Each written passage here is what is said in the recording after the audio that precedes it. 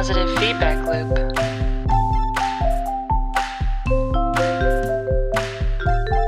Three, two, one.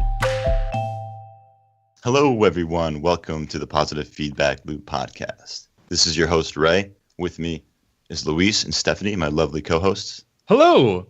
Hello, everyone.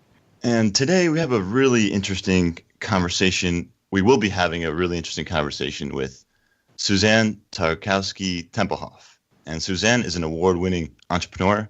She's a crypto activist and writer, worked internationally. She's built and sold multi-million-dollar contracting businesses in Afghanistan and Libya. Her company has conducted pioneering research on governance for the U.S. State Department and the Department of Defense. Her aim is to leverage radical technologies and resilient peer-to-peer networks to create borderless and voluntary post-nation-state societies. Whoa, that's really interesting. What can that mean, Susanne? Can you tell us more about what a borderless nation, what does that really mean? Well, I think the nation state is kind of unfit to deal with the challenges that we're facing today in society, not just because the world is becoming more global and interconnected through trade and transportation and travel and technology, internet, of course, but also because it's also increasingly becoming more local, right? Also, local communities have greater tools for self-autonomy than we've had since, for a long time on such a scale. So something like Bitnation will be both more global and more local at the same time. And that's a better model that means that people can opt in and opt out of whatever communities, style of societies they like, whether it's a Hong Kong-like city-state or whether it's like a local grassroots community somewhere, and just shape their own world as they wish. Right, and Bitnation, for our audience, is the world's first blockchain nation jurisdiction, according to you guys, and it was started in 2014. And this is really interesting because I think there's been a lot of news being, discussed around this idea or this, movement rather, even revolution. And you've been, you've been on the New York Times, Wired Magazine, Vice, Wall Street Journal, Huffington Post, The Economist, CNN. So there's lots of action happening here. And how are these publications, how are these different sources discussing Bitnation? How do you feel about that so far? I think a lot of the mainstream media think we're kind of crypto utopians or something, that generally the tone is, wow, this is really cool and it's a really interesting thought, but will it ever work? I don't think they really realize how far ahead we are with the technology. I mean, even though they understand the blockchain and they understand the principle of it, they don't know how user-friendly and advanced it actually is and how quickly we're building it. So they think it's utopian, and I think they are utopian for not seeing, for thinking that the status quo is sustainable and not seeing the changes coming. And what about the status quo, would you say, that needs to change specifically? Because the borders of a state are one of the things that allow it to establish security and jurisdiction. So what about that? How is it that you see Bitnation kind of redefining this and establishing that security? So indeed, I mean, the most important function, as you said, is security and jurisdiction. Absolutely. But I don't see why we need nation states to do that, because the nation state system, the Westphalian system, was basically if you have a nation, it means to be a nation according to the Westphalian system. It means all other nations needs to recognize you as a real nation, right? Which means it's an oligopoly controlled by force governance services, pretty much. And I don't see, why should we only have 200 nations to choose between? I mean, it's kind of absurd. Think of it. If you would have, in Chicago, you would only have like one ice cream shop, and that ice cream shop would only be open like once every 4 years. And then you could only choose between vanilla and chocolate as flavors. And when you had to choose between them, you had to fight with everyone in the same room, whether you would have chocolate or vanilla, right? Because you all had to have the same. And we wouldn't accept that for most things in life. But why would you accept that for governance services or security or jurisdiction? I want to be able to go into whatever ice cream shop I want, whenever I want, and buy, I don't know, banana flavor, pineapple, strawberry, what have you, right? What is your favorite ice cream? Just curious. Actually, it is chocolate, but or coffee, Okay. I think. Good answer. But nonetheless, yeah. You bring up the other nations having to recognize existing countries. I mean, we've seen this before countless times. I mean, Taiwan and many others that I could go on. But the reason why that's the case for the most part is because those are the nations that kind of have to interact with you, right? Conflict resolution requires these nations to acknowledge you as a nation. And there are very hard-coded systems of alliances or rather not hard-coded, but they are there, and different interests globally that allow for these nations to say, hey, it may not be in my interest to recognize this country over there. So it's more like, at least in my opinion, it seems more like it's like the ice cream shops, except if you go to one shop, you're now banned from the others because one of them had a deal with this one that said if you went to that shop, you wouldn't get supplies anymore for your ice cream. So it's a little bit complex. Yeah, and it's not only that you have restriction to going to different. I mean, it's also the hurdle to do it. I mean, to travel isn't. If you have like lots of ice cream shops in one city, you would assume it's a short walking distance or, maybe a 10 minutes cab drive or something. Not that you would have to leave your entire family and friends behind and travel for days and then maybe be rejected by, whoever, by the country you come to. You can't get in because you don't have the papers or, right? And you have to learn a language. Yeah, no, that's complicated, That's a very high barrier to entry, right? So I think it's fascinating. I mean, we don't have to get all of those permissions because we offer our services to people wherever they live. So they don't have to move anywhere to accept it.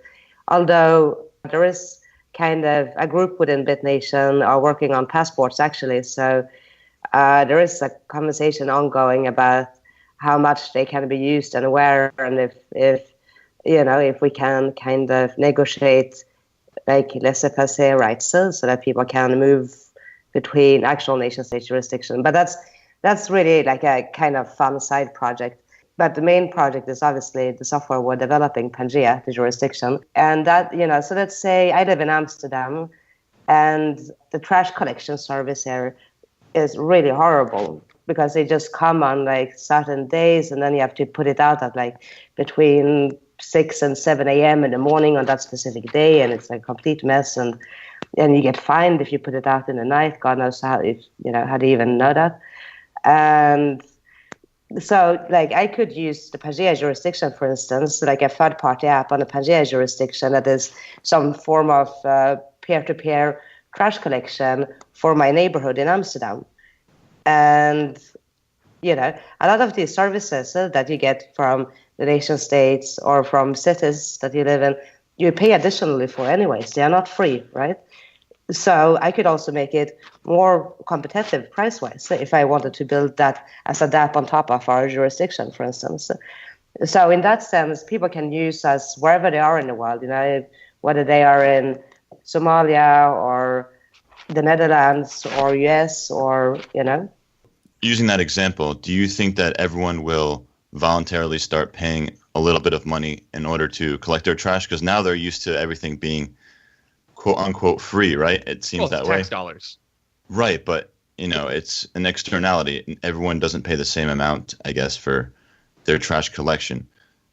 It's assumed that trash will be collected. If you allow all the users to independently outsource their trash collection, they might not do it, or they'll just throw it in the river or something, right? How do you regulate the environment when you're trusting people to care for the environment, one, and taking care of themselves too? So there's a lot of trust with individuals and people, or you're depending on them to do what you think they may do. But as we know, human beings are unpredictable, a little bit. Just to add a little cherry on top of that, especially when you have no idea if your neighbors are in any of 8,000 nations. So they could not even be in your nation. So maybe they might benefit from you having a cleaner sidewalk, which you may not want. Well, you will probably choose your neighborhood based on the way your neighbors seem to behave, right?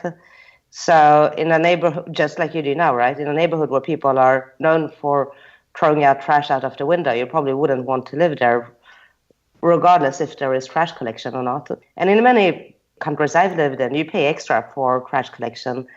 Like in Ghana, for instance, I knew people who paid a few dollars a week for someone who just walked around in the neighborhood and drove people's trash out to whatever the thing is.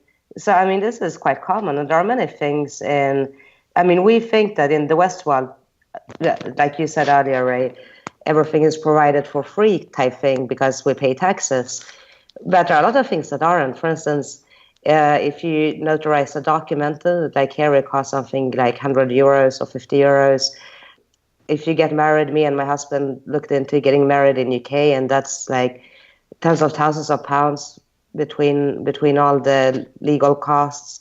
And this is just pure government costs. Or setting up a company, for instance, that costs money in most jurisdictions as well.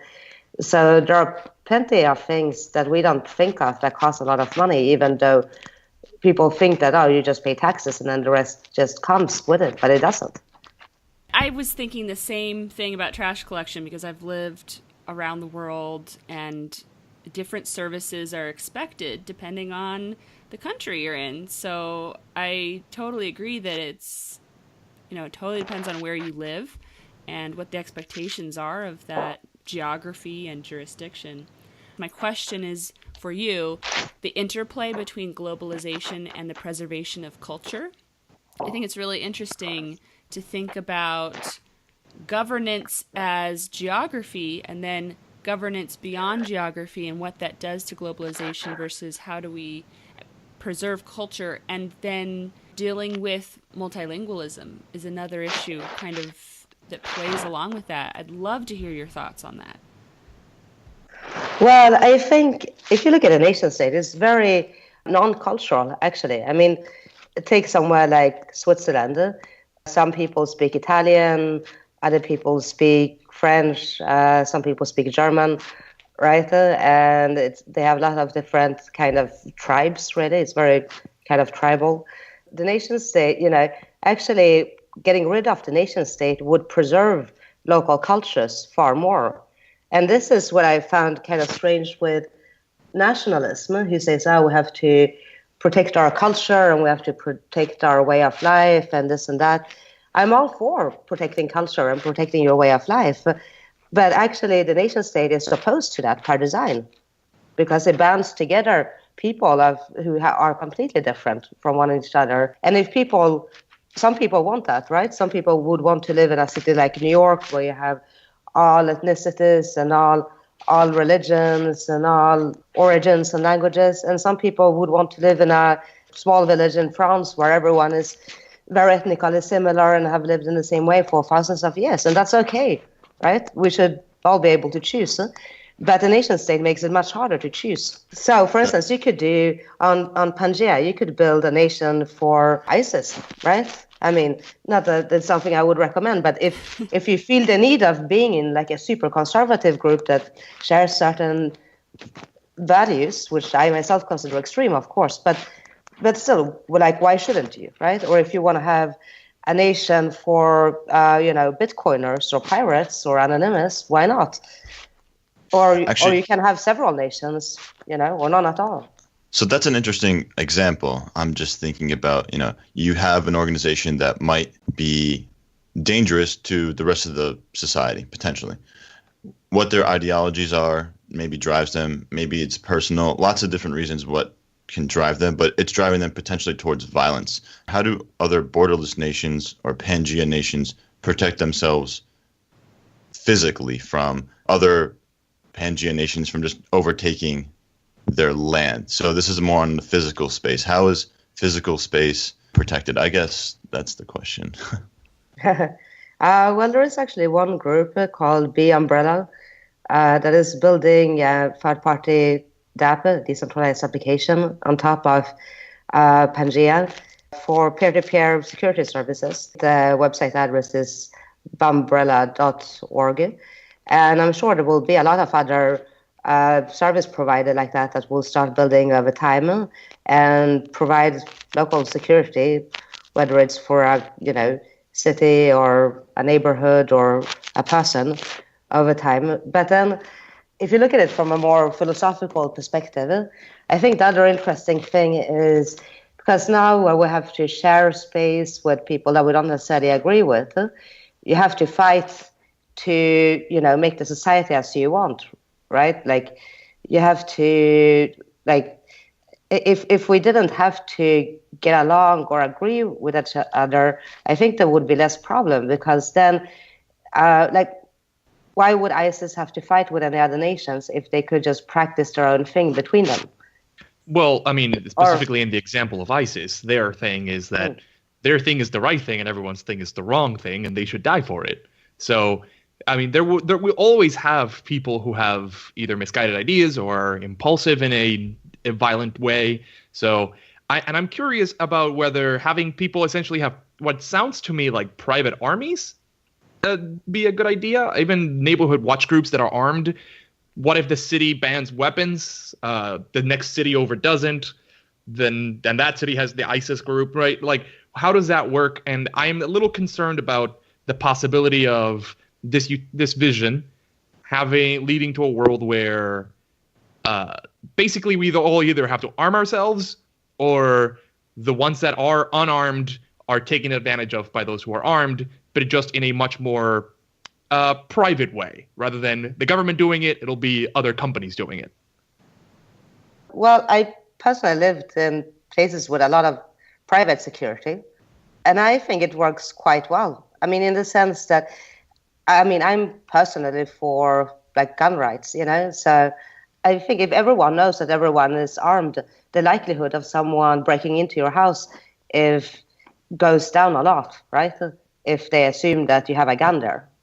So it's actually pretty good protection. I prefer to have an armed population than, sorry about that, armed population than to have an armed government, which I find the most scary prospect.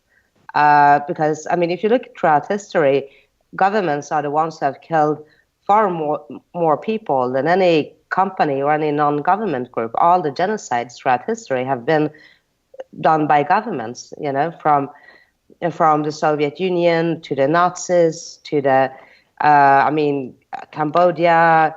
Right now we have another genocide happening in Myanmar, right, by the democratically elected Buddhist government against the Rohingya Muslims, Rwanda, Bosnia, it's always governments. So I find that prospect really scary. I don't trust the government at all. I trust an armed population far more. So at what point does a group of people become a large enough government that they start causing these genocides? Like, what triggers that to happen? And do you think that's a potential risk for Bitnation or Pangea nations in the future to, for something like that to happen on Pangea? No, it's impossible by design. First of all, because we don't have we produce software. That's what we do. We don't produce military or anything. We don't have any land to protect either. Because of the nation-state system, you have to fight over land, right? And it's like a centralized power fighting over controlling a swath of land, presumably with people living on it. It's not opt-in. Like Facebook, it's unlikely that Facebook would bomb Google because they would lose customers, right? So Facebook have to try to attract as many customers as possible, and therefore it will not be in their financial interest to bomb Google, and vice versa. So right now, we are not customers of the nation states. We are slaves, right? Because in the sense that they force their services up on us, and if we refuse to pay, they put us in a cage. But we, like Google and Facebook, is not forcing their services on us. We go online and we choose to use them. So Although it's sometimes it does feel that way. It feels like we're not forced, but heavily inclined to use their services because either all our information is there, all our data is there, and it really brings the topic of privacy to mind. But what we're going to do now, our lovely piffles, is take a commercial break really quick, and we'll be right back with Susanne from Bitnation. Over 3 billion people have little or no access to governance services or legal protection. Millions more also participate in a global economy where they live and work across borders. Bitnation's blockchain jurisdiction Pangea is the governance 2.0 infrastructure world citizens use to protect their lives and livelihoods. On Pangea, users build voluntary nations, create binding contracts, access a marketplace for governance services, and conduct peer-to-peer mediation and arbitration. Pangea's chat front end is built on a decentralized, encrypted, and quantum-resistant mesh network that can write smart contracts to any integrated blockchain. Download the Pangea app today by searching for Bitnation in your app store and visit bitnation.co to find out more about our token sale starting on the 25th of March. Welcome to the Internet of Sovereignty. Welcome back, everyone. Hope you enjoyed that commercial break. We're back with Susanne, founder of Bitnation, and we're talking about privacy now. How does that work on Pangea? So you have this app called Pangea. You can download it on iTunes and Google Play. You can create your identity or citizenship there on Pangea for different nations, right? And these nations have been created by different users, and these users primarily are looking to build their own borderless voluntary nation state. But how does privacy work? What technology underlies the system? Yeah, so the Pangea jurisdiction, if you look at it from the high level perspective, before I come back to answer your question, Ray, I'll just describe a little bit more about what the technology do overall. So basically, as you said, you can create your own nations, DBVNs. You can make peer-to-peer legal agreements using smart contract technology, and you can resolve disputes attached to these agreements, which is backed by a reputation system that act as the incentive mechanism and enforcement mechanism for basically contract compliance. The front end is a chat interface because all agreements start with a conversation between two or more people, right? And most of the world are actually doing agreements like business agreements or private agreements through application like WhatsApp or WeChat, etc. It's becoming extremely common. But this is entirely end-to-end encrypted. We're using the off-the-record protocol created by Signal. And the backend is a blockchain agnostic mesh network.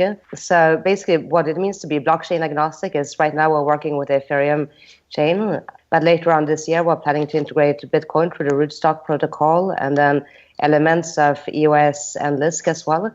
So in the future, I mean, first of all, it's because of resilience. So in case one chain proves to be more flexible or scalable than the other long term, then we can switch. We are not dependent on one single chain. And also so that people can choose what chain they want to use for each agreement. So you might, for instance, want to get married on the Bitcoin blockchain because it's the most secure one, but you might want to do a business, if you're doing a complex business deal, you might want to use the Ethereum chain instead because it offers much more flexibility. Yeah, so that's kind of the high-level technological overview. So when you come to privacy, so obviously all communication is end-to-end encrypted, but as opposed to all other applications, privacy-centric applications, if you look at, for instance, WeChat or WhatsApp or even Signal for that matter, WeChat is obviously not security-centric, but yeah, like WhatsApp or Signal or Telegram, you have to share either your phone number or your email address, which is a basic security issue. And also, I mean, WhatsApp has an off switch. It's a centralized company. Facebook can turn it off at any point, which has happened in the past. And same with Telegram. Signal is a little bit more resilient, but still have some centralized point of failure as well. So actually, this will be by far the most secure, privacy-friendly chat. So we have what we call pseudonymity, because the reputation system is the backbone of everything, of the jurisdiction, right? So in a nation state, if you have like a carrot, which is like a stick that says, if you do something bad, you go to jail, and that's the enforcement mechanism. And on our software, instead, you have a carrot that says that if you behave well, here you have some tokens, and that is obviously judged through a reputation system. The reason I was asking about privacy too, want our audience to kind of understand the context, is that you were named on Wired as one of the biggest innovators of the world fighting for your online privacy. So that's why I just kind of wanted to see your, perspective on what you guys are doing for privacy. And I think that makes sense. Putting things on the blockchain, I think, is generally been understood to be privacy centric. So, well, not really, actually, because the blockchain is true. Depending on the protocol, right? Yeah, and there are also like great dangers with it. So, for instance, if you would put biometric data on the blockchain, let's say, and you would tie that to like a person's, biometric is per definition, the purpose of biometric is to be able to tie it to a flesh body, right? That could easily, lead to the next genocide, I think. Sounds like a dystopia, absolutely. Yeah, I think it'd be easy to identify people and. Yeah, exactly. So I think actually there are a lot of dangers with the blockchain, particularly when it comes to privacy, that people are completely ignoring.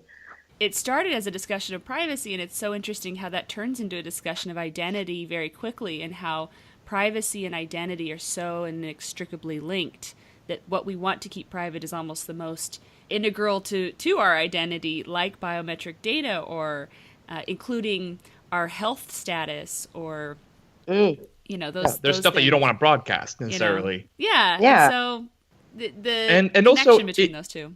You don't want to sounds a broadcast, little but bit- you want to go ahead. You want to still use that data to help you make decisions and go through different systems. That data is still important, but you don't want it shared. So how do you keep it private, but also be interoperable with many different systems? That's the potential advantage of using some blockchain protocols, not all. Yeah, I think in like the next few years, the kind of division between, there are like privacy extremists, and I will kind of put myself in that camp, and then, I'm not personally very private, I'm quite public, but in terms of what we're building and what we're fighting for, and then there are people like who are transparency extremists, like let's say Assange would be a transparency extremist, right? And someone like Moxie Marlinspike, who have built Signal, would be like on the other extreme, like an extreme privacy activist. So it's kind of like two camps that are working in the same space on many of the same technologies, but also very philosophically opposed in many ways, right? So I think that's going to be like a huge debate in the coming years, Listeners of the podcast will know that I am very private. I am a very private person, and I always like to say that so that people know, hey, look, if you don't find something about me, it's because I'm a private person. And it sounds a little bit like a balancing act, because as you try to ensure that there are fewer and fewer ways that someone's identity could be stolen, you also have additional dangers that come in. But if you don't secure that, then you need some. Usually, I think the way that companies have done it is to have some centralized system for troubleshooting, right? Someone steals your identity, you call the company, and they help you address that issue, or they should at least, right? Especially in something as important as your nation-state status or your citizenship. These are things you don't want someone to steal. So, or God forbid, for a bug to erase, or for your history, something, in the blockchain, not so much, but these are all still possible to a degree, even if extremely unlikely in some senses.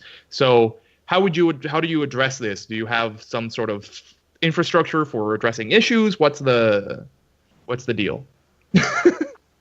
Well, at the moment, we just use boringly GitHub to track issues and bugs, and then anyone can access it and open an issue, which a lot of people do. But yeah, our entire infrastructure is completely decentralized. So there's no central point of attack. There are no servers that can be attacked.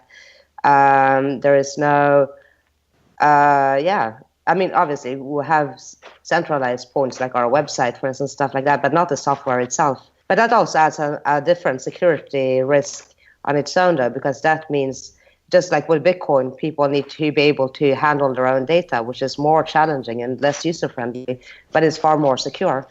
So there's always a bit of trade-off between security and usability, which will improve over the years as, the software gets better and we find new ways to do it in smoother ways and things like that. I mean, as a general kind of, our thinking is that privacy should always be the default, the standard default, because if you want to be if you're private and want to be transparent, if you want to broadcast something about yourself, there is nothing preventing you from doing that. But on the other hand, if everything is public and you want to be private, then it's already public. So then you have a problem, right? So the default should always be privacy, and then out of there, people can choose themselves what they want to broadcast and not. That's how we think about things. Well, privacy is a wall that helps keep you from abuse, essentially. Yeah. Right? It's a defense. And Exactly. all citizens should have some level of privacy, which we have been trending away from for quite some time, but it should not be given away quite as easily as maybe we do.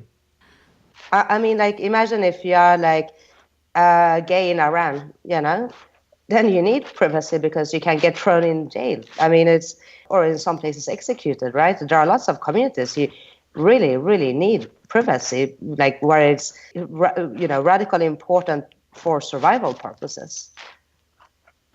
Well, and there are a lot of Yeah, social media platforms that have different levels of privacy when you sign up. And what I find really interesting is it is an activity anybody can do, which is as you sign up for a different social media account, pay attention to whether the default is private or public.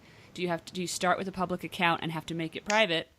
Or do you start with a private account and need to make it public? And that tells you a lot about the company and how it thinks about privacy. It's a very interesting exercise. Yeah, indeed.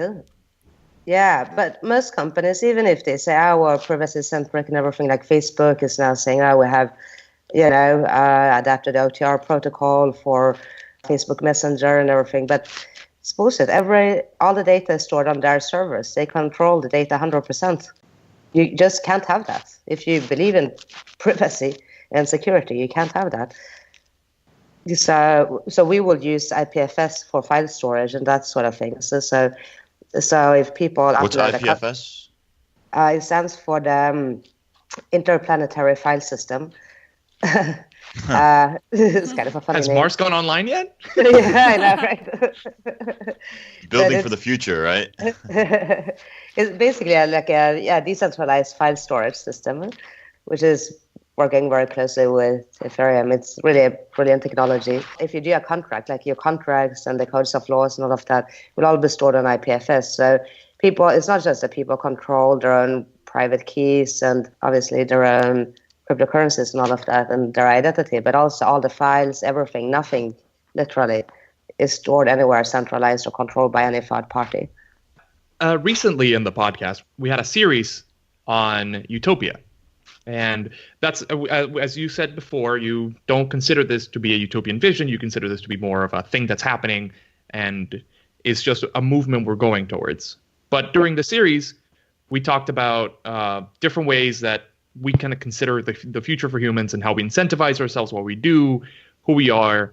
And I'm curious, because you mentioned a little bit at the beginning of the second half, the fact that you will not have a stick approach to governance, right? Where people will be incentivized to do things, but they won't be de-incentivized from not doing things. So I'm curious what your approach would be in cases where people do things, or where it's unclear if they have done things that we don't want them to do. Like, let's say someone gets home and their wife is dead, and you don't know if they got murdered or what happened. who would be responsible for investigating this without it being following, if it's like a private police company, there's always possibilities of bias because it's who's paying you. So I'm curious what the approach that you're kind of foreseeing happening for this sort of situation. So this is a great question. Actually, I would like to break it up in two questions, if possible, because I think it's really interesting, the psychological aspect of the carrot versus the stick approach. And then I think, and then it's really interesting what an open source investigation would look like, but also two quite different questions. Yeah, so if you look at it from, if you go to jail, for whatever, let's say, in some states in US, weed is illegal, for instance. So you're a kid who is doing fine, and then you're caught with a bit of weed and you go to jail for a year or whatever. And then you come out and you have experienced horrible things in jail, and you are kind of traumatized by that. And then you have a record, so it's going to be a lot harder for you to get a job. And then, then instead you start to deal a little bit of coke because you're going through a hard time and can't pay your rent, and it's an easy thing to do, right?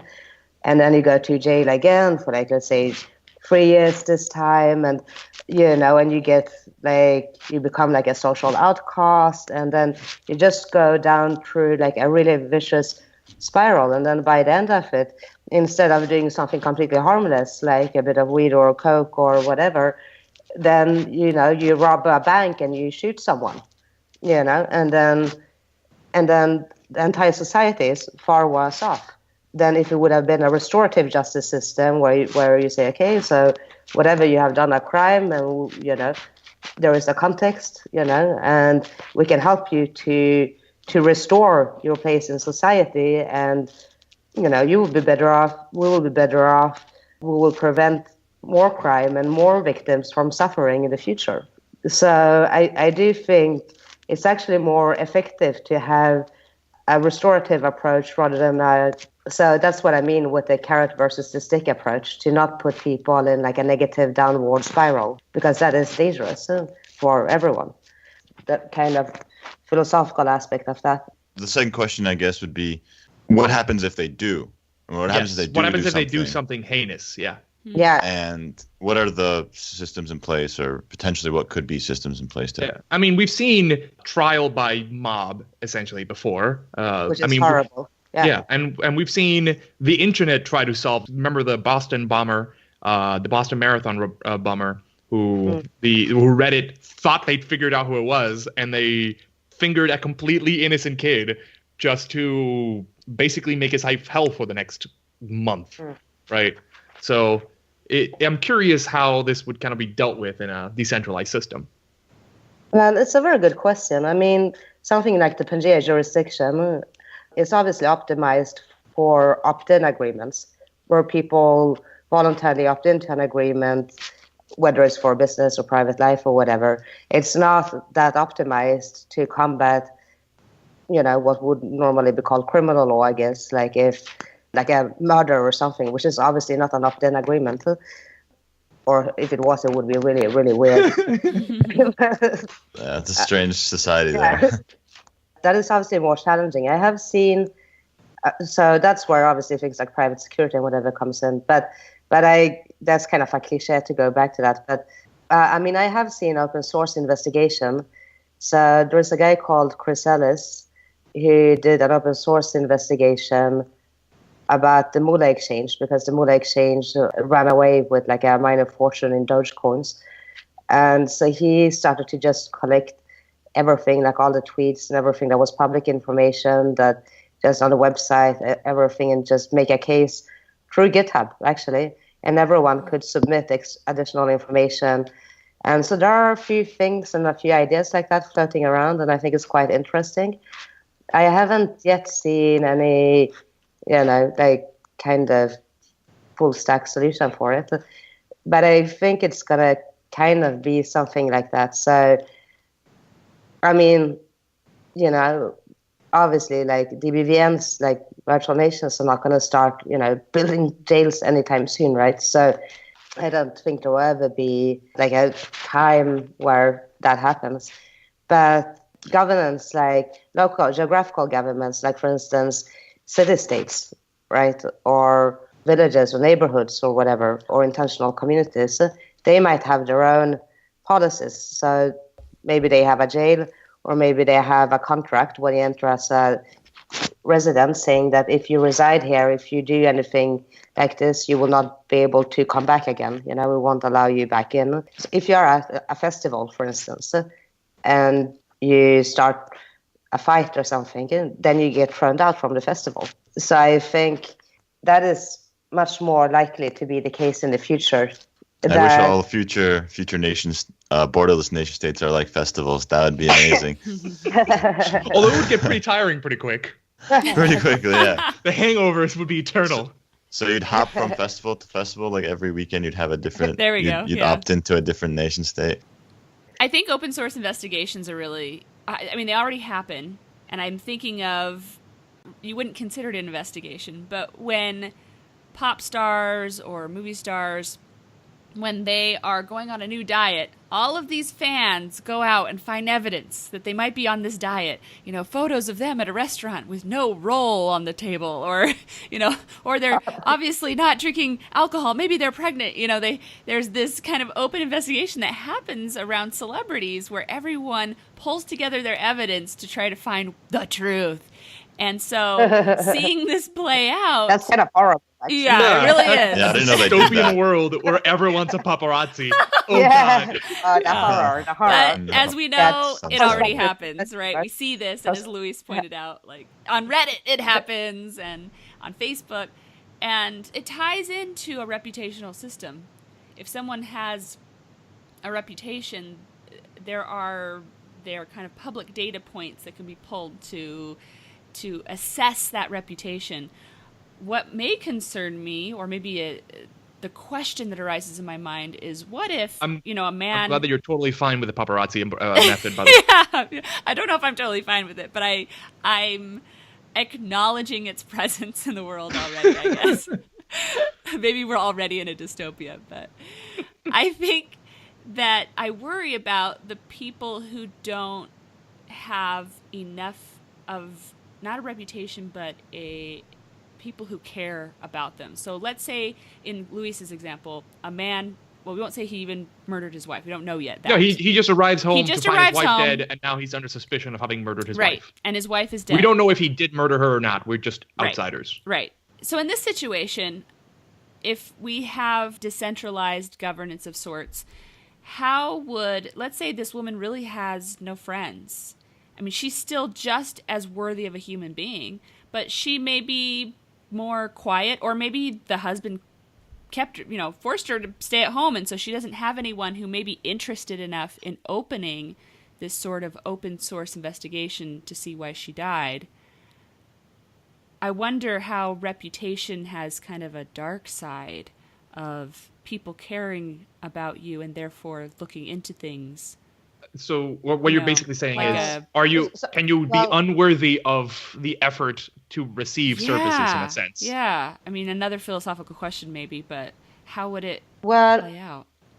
So first of all, I would like to clarify. So reputation on Pangea isn't attached to popularity or attention. It's entirely meritocratic, right? So you only get, so when you enter into a contract, or you successfully execute on a contract, on a voluntary agreement, or you resolve a dispute attached to a contract, then you get non-tradable reputation tokens. And the reason they are non-tradable is because we don't want people to be able to buy or sell reputation either. Yeah. So it's not based on human judgment whatsoever, right? And we did that for that very reason. We don't want reputation to be a popularity contest. It should be because a person performs or not on the agreements they have entered into. So reputation and popularity are two entirely different things. So you can have an excellent reputation but be completely unknown, which is a different question from the question you asked. I realized that. I just wanted to clarify the difference. So in terms of the question you asked, what happens if someone is alone and don't have money and whatever, can they still receive services? So first of all, there are a few things to consider. One, services are likely to be, when services are competing on a free market, they typically become a lot more cost efficient, they're cheaper and more widely available, so more people can afford them, right? Like if you look at phones, like 20 years ago, no one could afford, a mobile phone. It was like the elite who had a mobile phone, right? And now, just 20 years later, you can buy a cheap smartphone for like $5, like a cheap Chinese knockoff smartphone, right?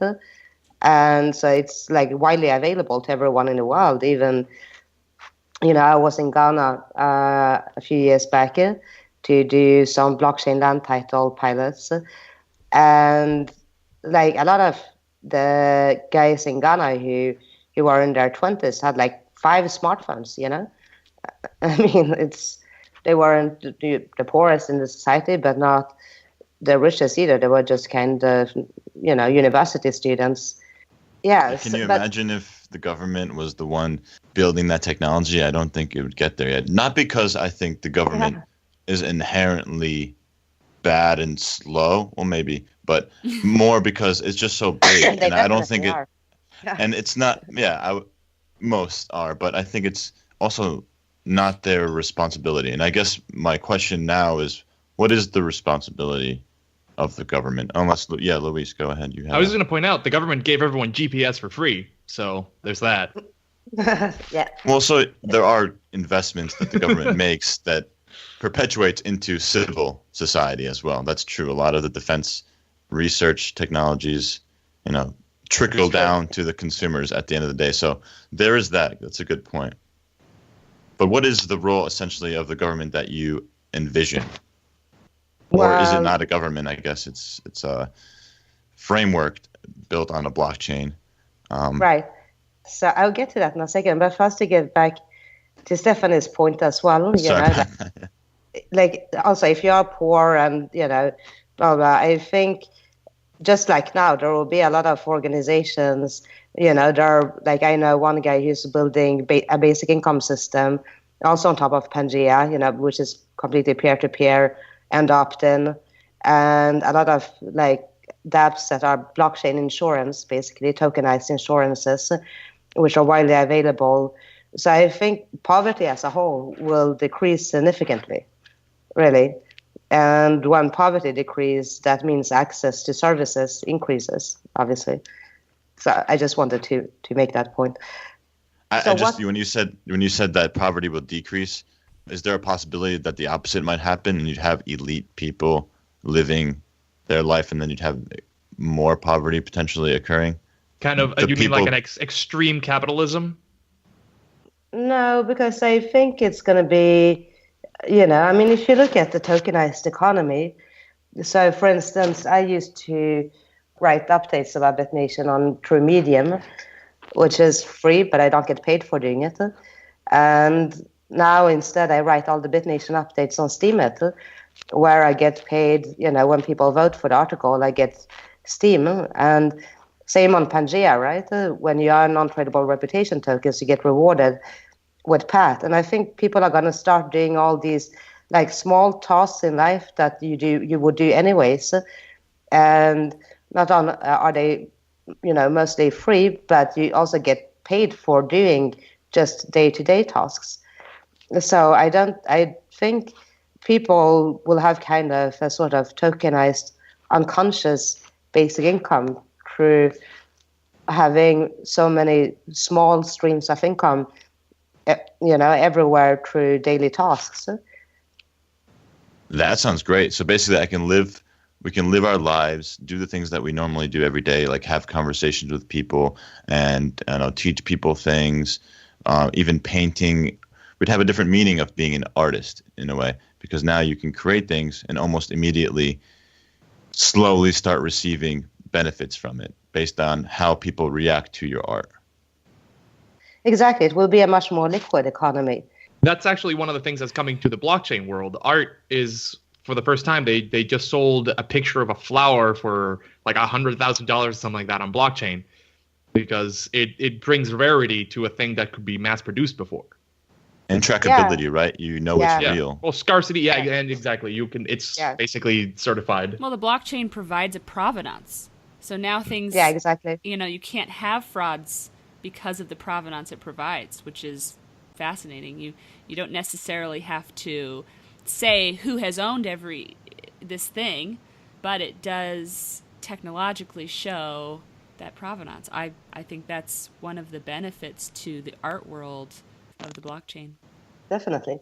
But also in a much more liquid way, that someone who is, let's say, a graphic artist or paint artist could just upload their artwork to a platform.